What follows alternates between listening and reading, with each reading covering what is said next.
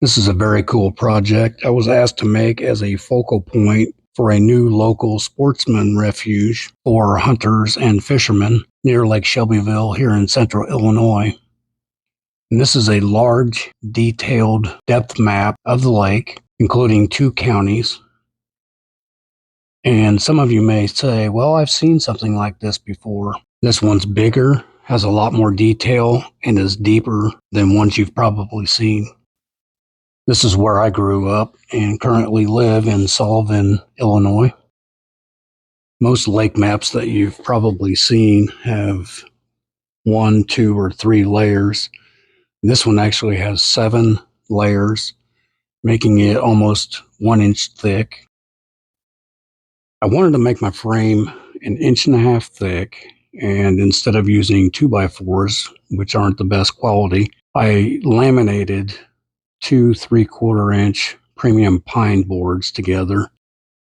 And I chose pine for a couple different reasons. I want my finished product to look like driftwood, like you would get around the lake. And also, it's very soft for the next couple of processes that you'll see coming up.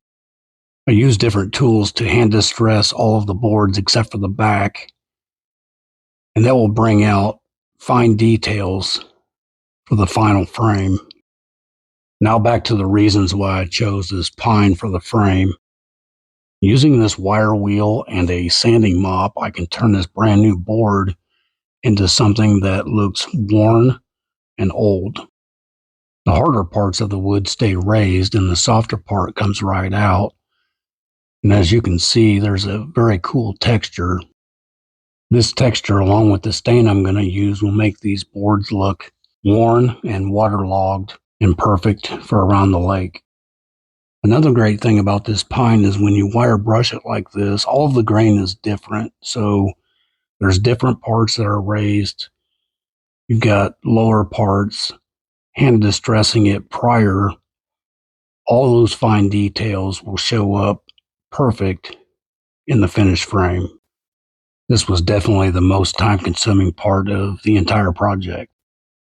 Now that that's finally over with, you can see the difference between the back smooth side and the part that was hand distressed and wire brushed.